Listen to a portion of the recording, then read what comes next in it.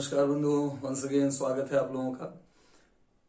पिछली क्लास में हम लोगों ने direct method of calculation of equivalent weight सीखा था और उसमें हमने सीधे देखा था कि एक कंपाउंड गिवन होता है या तो वो कंपाउंड किसी रिएक्शन में इन्वॉल्व होता है और हमको इक्विवेलेंट वेट पूछा जाता है तो हम बड़े आराम से एन फैक्टर निकालते हैं, मोलर वेट को एन फैक्टर से डिवाइड करते हैं और सीधे हमको इक्विवेलेंट वेट या इक्विवेलेंट वॉल्यूम अगर कोई गैस है तो या इक्विवेलेंट नंबर ऑफ मॉलिक्यूल्स बड़े आराम से मिल जाया करते हैं। आज हम लोग सीखने वाले हैं indirect method of calculation of equivalent weight, यानी कि दिया किसी और के बारे में होगा, कुछ इंफॉर्मेशन दी होगी किसी और के बारे में और पूछा किसी और के बारे में होगा, तो कैसे होगा ये। तो इसके लिए आपको एक बेसिक थीम बता दूं कि कुछ भी नया नहीं है, पहले जो आपने पढ़ा है वही यहां यूज करने वाले हैं और सबसे पहले पॉइंट को आपको याद रखना होगा जो हमने इक्विवेलेंट कॉन्सेप्ट में सीखा था। पहला पॉइंट क्या कहता था? पहला पॉइंट कहता था कि दुनिया का कोई भी सब्सटेंस हो वो किसी से रिएक्ट करेगा, कंबाइन करेगा या डिस्प्लेस करेगा तो इक्विवेलेंट्स में करेगा, यही हमने सीखा था। वही कॉन्सेप्ट आज हम लोग यहाँ यूज करने वाले हैं और बहुत इजीली आपको समझ में आएगा और कोई फॉर्मूला रटना नहीं होगा आपको, सीधे फॉर्मूले आपके दिमाग से पैदा हो जाएंगे। केवल आपको थीम याद रखनी है कि किसी का भी इक्विवेलेंट किसी और के इक्विवेलेंट के बराबर होगा कब? जब वो आपस में जुड़ रहे हो या डिस्प्लेस कर रहे हो या रिएक्ट कर रहे हो। तो कॉन्सेप्ट बेसिक थीम रटे रहिएगा, equivalent of A is equal to equivalent of B is equal to equivalent of c etcetera etcetera.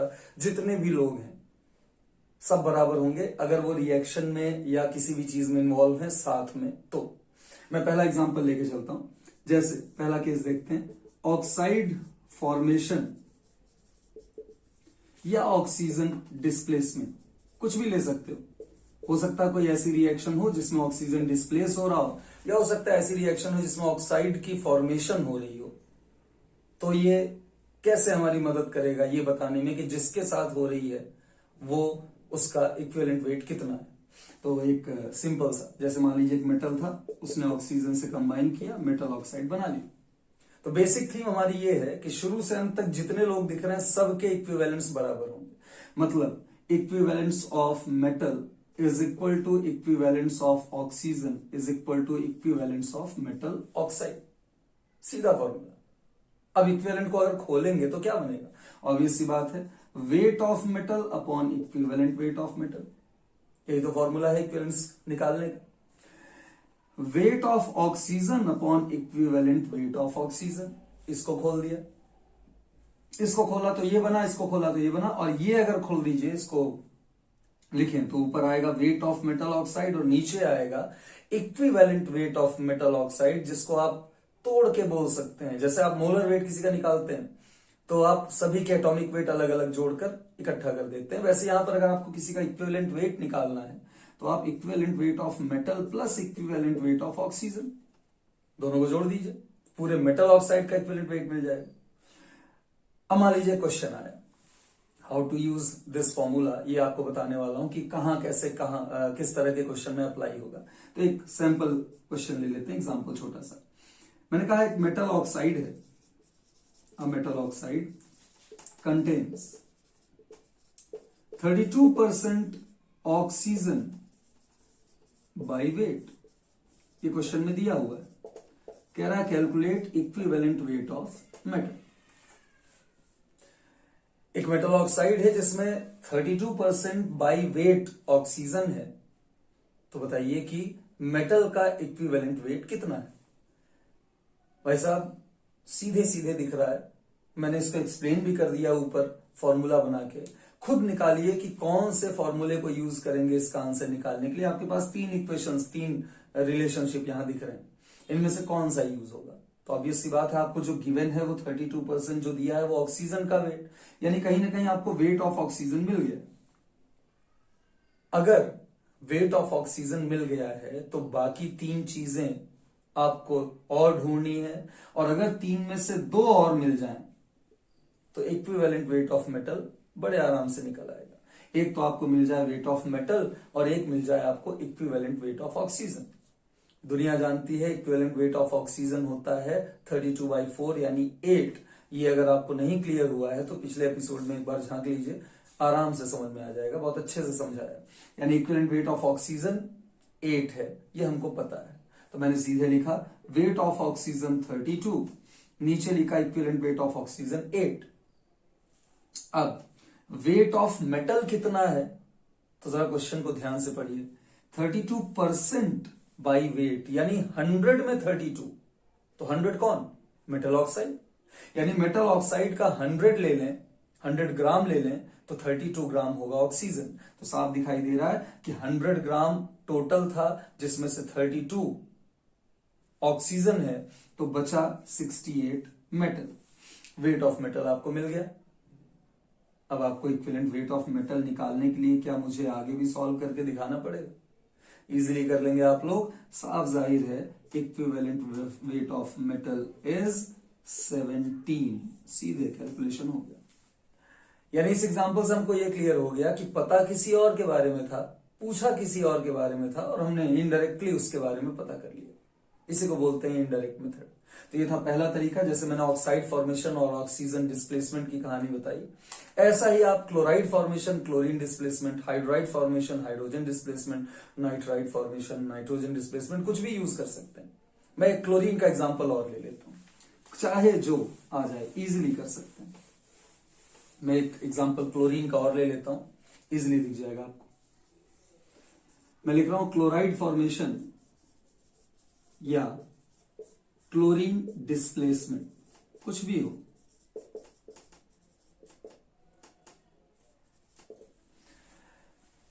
जैसे एक मेटल था, उसने क्लोरीन से कंबाइन करके मेटल क्लोराइड बना लिया। तो ऑब्वियस सी बात है, equivalent of metal is equal to equivalent of chlorine is equal to equivalent of metal chloride. ये हमारा बेसिक थीम है, यही तो मैंने कहा था याद रखने। अब फॉर्मूला अपने आप बन चुका है, यानी equivalent weight of metal upon equivalent weight of metal is equal to weight of chlorine upon equivalent weight of chlorine is equal to weight of metal chloride upon equivalent weight of metal plus equivalent weight of chlorine. एक question solve करते हैं, इसी बहाने फॉर्मूले का use आपको समझ में आ जाएगा। क्वेश्चन में दिया हुआ है कि 74.5 ग्राम मेटल क्लोराइड है, कंटेन्स 35.5 ग्राम क्लोरीन, और सीधे पूछ रहा है calculate equivalent weight of metal. भाई साहब आप समझ गए होंगे कि पहला और दूसरा रिलेशन आराम से यूज करके हम आंसर निकाल सकते हैं, पहला तीसरा भी यूज कर सकते हैं, जो आपको सुटेबल लगे, जो आपको अच्छा लगे आराम से कर लीजिए, क्योंकि सब कुछ गिवन।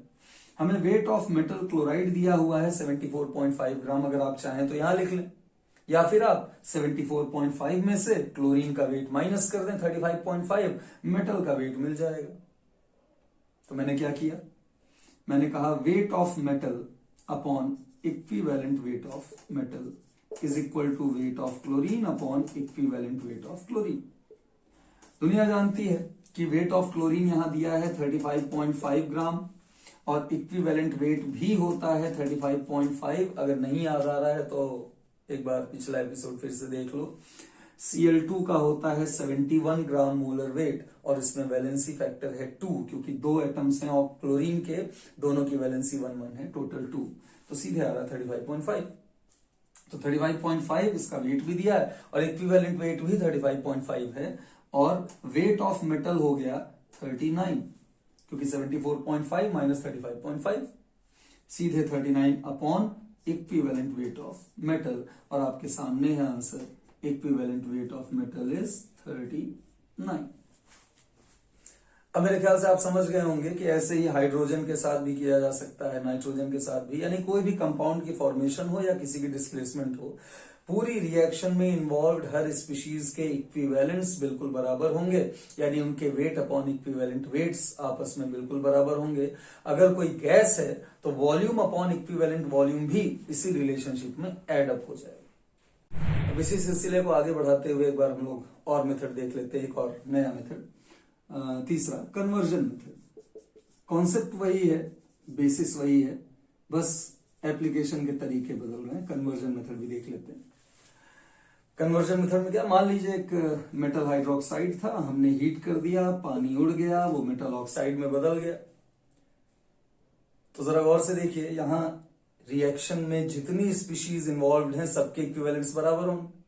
यानी यहां कितने फॉर्मूले हम लोग खुद से बना सकते हैं वो मैं आपको दिखा रहा हूं। पहला, equivalent of metal must be equal to equivalent of hydroxide and that must be equal to equivalents of metal hydroxide। यानी इक्विवेलेंट ऑफ मेटल हाइड्रोक्साइड बिल्कुल बराबर होना चाहिए इक्विवेलेंट ऑफ मेटल के, इक्विवेलेंट ऑफ हाइड्रोक्साइड के, अलग अलग टोटल इक्विवेलेंट्स भी उसी के बराबर। तीसरा, equivalent of metal must be equal to equivalent of oxygen, एक नया मिला तो लिख देते हैं, must be equal to equivalent of metal oxide.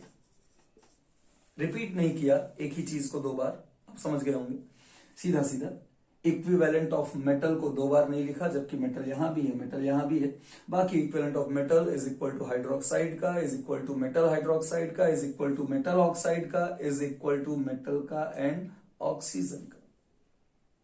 बाकी आपको फॉर्मूला खोल के लिखना आता ही है, जिसके इक्विवेलेंट आपको चाहिए उसका वेट और नीचे उसका इक्विवेलेंट वेट आपको लिखना। फॉर एग्जाम्पल एक क्वेश्चन ले लेते हैं, ज्यादा आसान रहेगा आपके लिए। आपसे कह रहा है 1.52 ग्राम मेटल का हाइड्रोक्साइड था और हमने उसको हीट कर दिया और 0.995 ग्राम मेटल ऑक्साइड हमको मिला।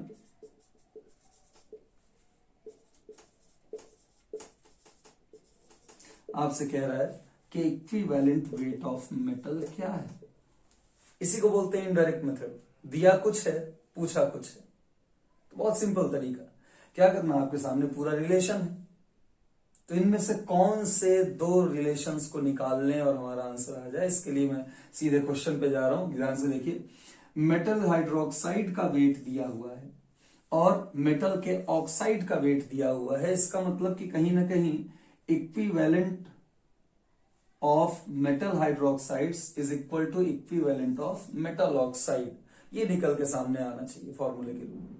तो मैंने लिखा weight of metal hydroxide upon equivalent weight of metal plus equivalent weight of hydroxide is equal to weight of metal oxide upon equivalent weight of metal plus equivalent weight of oxide या oxygen. अब इसमें क्या क्या चीजें आपको पता है, तो गौर से देखिए। मेटल हाइड्रोक्साइड का वेट हमको पता है 1.52 ग्राम, हमें वेट ऑफ मेटल ऑक्साइड भी पता है 0.995 ग्राम। इक्विवेलेंट वेट ऑफ मेटल निकालना है तो दोनों साइड वैसे ही लिखा रहने देते हैं, और इक्विवेलेंट वेट ऑफ हाइड्रोक्साइड यानी OH माइनस आयन 17/1, यानी इसका आंसर है 17। और यहां आ जाएगा इक्विवेलेंट वेट ऑफ ऑक्सीजन, जो कि ऑलरेडी आपको याद है 8। अब आपके सामने इक्वेशन बन गई है जिसमें केवल एक वेरिएबल है इक्विवेलेंट वेट ऑफ मेटल। बड़े आराम से आप सॉल्व करेंगे, आंसर आ जाएगा। तो ये 3 तरीके मैंने काम भर के आपको दिखा दिए हैं। इतने के बाद जो भी तरीके हैं वो आप इजीली कर लेंगे। बस आपके दिमाग में एक ही रखना है आइडिया आपको कि जितने लोग किसी रिएक्शन में इन्वॉल्व हैं उनके इक्विवेलेंट्स, उसमें इन्वॉल्व हर स्पीशीज के इक्विवेलेंट्स बिल्कुल बराबर होंगे। बस फॉर्मूला आपके सामने होगा, जो गिवन है उसके अनुसार वैल्यूज रखिए और आंसर निकाल लीजिए। ऐसे ही कुछ मेथड्स और हैं, जैसे इलेक्ट्रोलिटिक मेथड है, डबल डिस्प्लेसमेंट मेथड है, सब में कॉन्सेप्ट वही है। कैसे, मान लीजिए 2 सेल हैं, सीरीज में लगे हैं, इलेक्ट्रोलिटिक सेल्स हैं, सीरीज में लगे हैं और सेम क्वांटिटी ऑफ चार्ज दोनों को सेम टाइम के लिए दिया गया।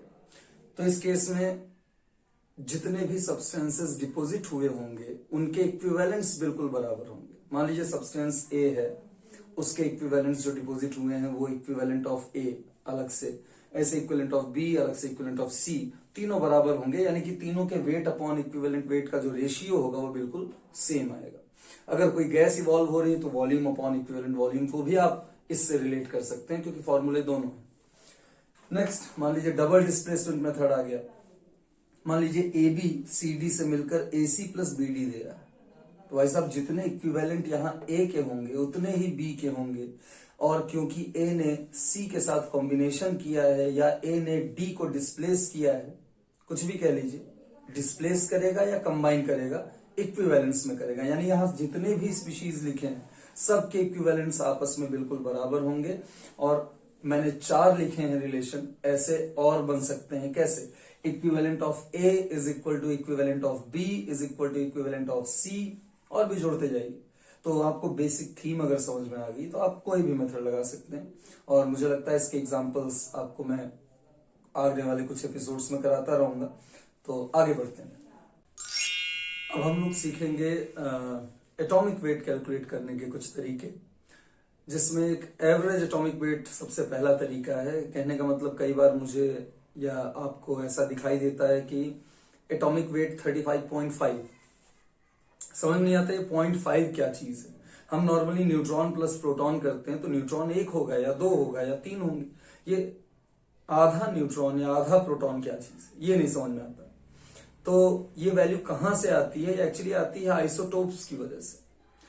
अब क्लोरीन का रियल वेट 35 है या 37 है, ये कंफर्म नहीं है। क्यों? क्योंकि दोनों है, तो इसीलिए हम इन लोगों का एवरेज निकाल के बताते हैं कि रियल में हम ये मान के चलेंगे कि इनका एटॉमिक वेट 35.5 है। तो ये वैल्यू कहां से आई, एवरेज कैसे आता है? तो उसके 2 तरीके होते हैं। मान लीजिए 2 आइसोटोप्स हैं ए और बी, और वो m/n के रेशियो में नेचर में पाए जाते हैं। जैसे क्लोरीन के 2 आइसोटोप्स हैं, मान लीजिए क्लोरीन 35 एंड क्लोरीन 37, और ये 3:1 के रेशियो में नेचर में पाए जाते हैं।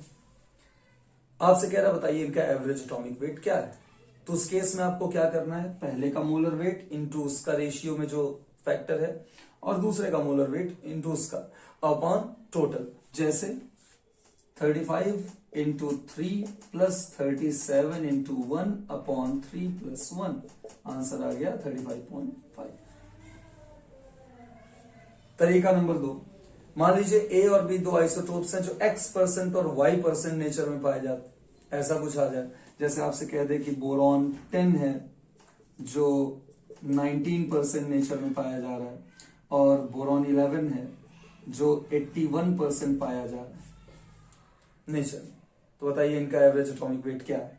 तो उस केस में क्या करें? पहले का यानी 10 इंटू 19 प्लस दूसरे का यानी 11 इंटू 81 अपॉन 100, आंसर आ गया 10.81। ये एवरेज एटॉमिक वेट का कॉन्सेप्ट है। अब नेक्स्ट तरीका देखते हैं कौन सा है। दूसरा तरीका है डुलोंग-पिटिट्स लॉ। डुलोंग-पिटिट्स लॉ क्या कहता है?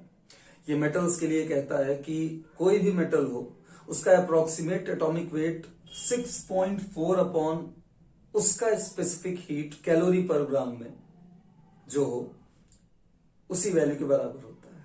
तो 6.4 को डिवाइड करना है आपको उसकी स्पेसिफिक हीट की वैल्यू से जो कैलोरी पर ग्राम में दी हो। कई बार यूनिट नहीं दी होती तो मान के चलते हैं कि वो कैलोरी पर ग्राम में ही दी होगी, और अगर यूनिट दी है तो थोड़ा सा ध्यान से देखना है। जैसे मान लीजिए क्वेश्चन आया कि स्पेसिफिक हीट किसी मेटल का 0.16 है, बताइए उसका अप्रोक्सीमेट एटॉमिक वेट क्या होगा? अब आपने देखा यूनिट नहीं लिखी तो मान के चलिए कि वो कैलोरी पर ग्राम वाली ही होगी। इसका मतलब अप्रोक्सीमेट एटॉमिक वेट निकालने के लिए आपको 6.4 को डिवाइड करना है सीधे 0.16 से, आपका आंसर डायरेक्टली आ रहा है 40। बहुत इजी आसान क्वेश्चन, बस आपको फॉर्मूला पता होना चाहिए, कॉन्सेप्ट पता होना चाहिए, डुलोंग-पिटिट्स लॉ क्या क्या है। नेक्स्ट मान लीजिए ऐसा क्वेश्चन आ गया कि स्पेसिफिक हीट मेटल का दिया हुआ है 1 जूल पर ग्राम पर केल्विन या पर डिग्री सेल्सियस। उस केस में अप्रोक्सीमेट एटॉमिक वेट कैसे निकालें? अब आपको यूनिट दे दी है और आपको दिख रहा है ये जूल में है और आपको चाहिए कैलोरी में, तो आप आंसर तो 6.4 अपॉन 1 से कर सकते थे, लेकिन 1 क्योंकि जूल में है तो उसे कैलोरी में बदलेंगे। क्या करेंगे?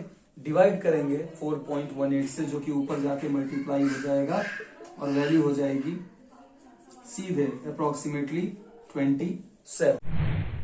नेक्स्ट मेथड का नाम है वोलाटाइल क्लोराइड मेथड, यानी ऐसे कंपाउंड्स के लिए या ऐसे मेटल या ऐसे एलिमेंट के लिए इस तरीके को यूज किया जाएगा जिसका क्लोराइड वोलाटाइल हो।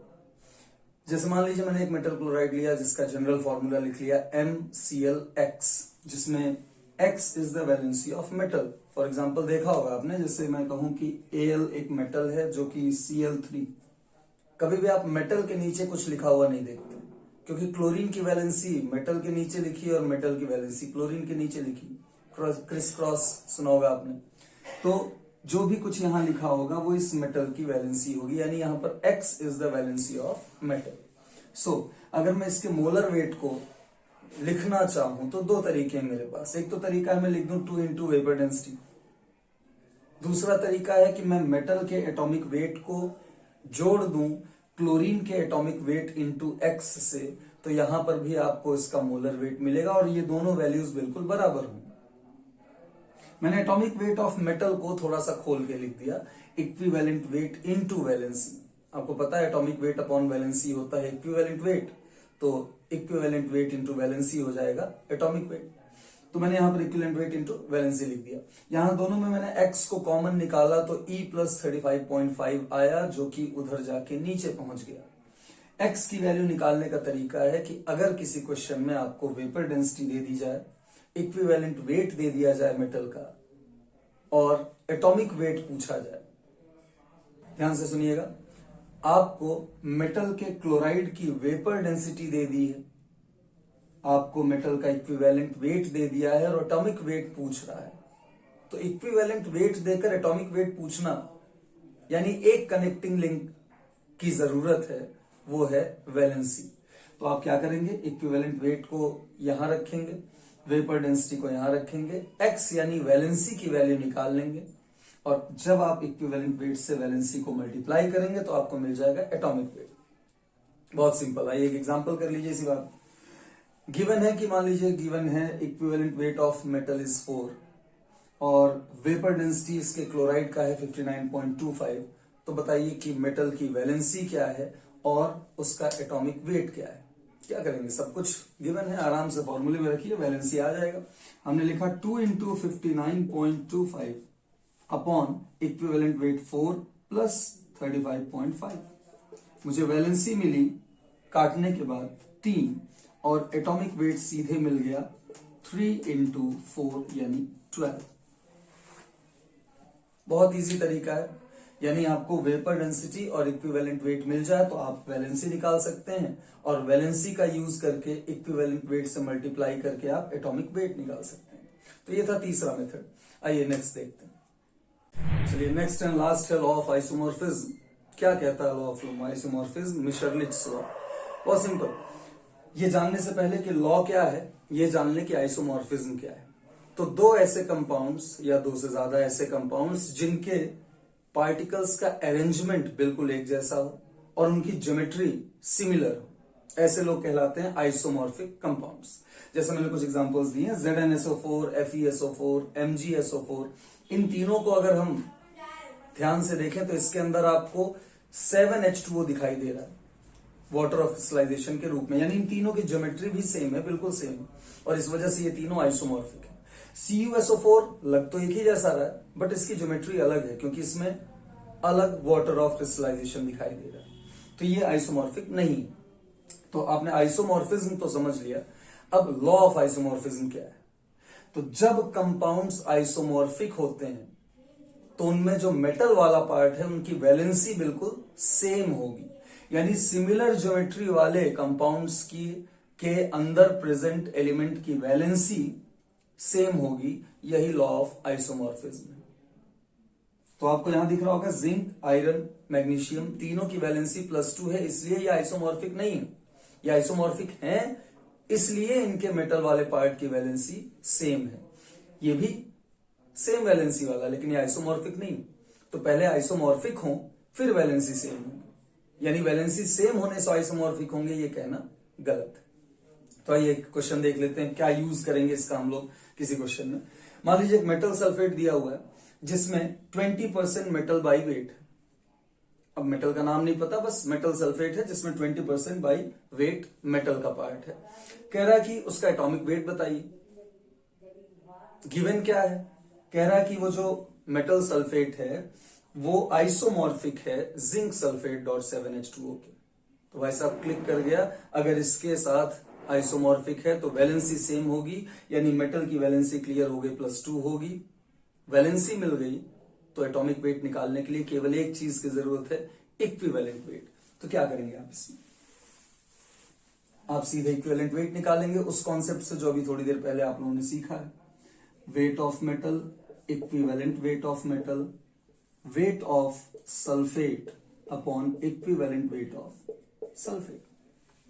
यहां से आपको इक्विवेलेंट वेट ऑफ मेटल मिलेगा और फिर आप एटॉमिक वेट निकालने के लिए इक्विवेलेंट वेट इनटू वैलेंसी करेंगे। वैलेंसी आपको लॉ ऑफ आइसोमॉर्फिज्म से क्लियर हो चुकी है 2, और इक्विवेलेंट वेट आप यहां से निकालेंगे वैल्यूज रख के।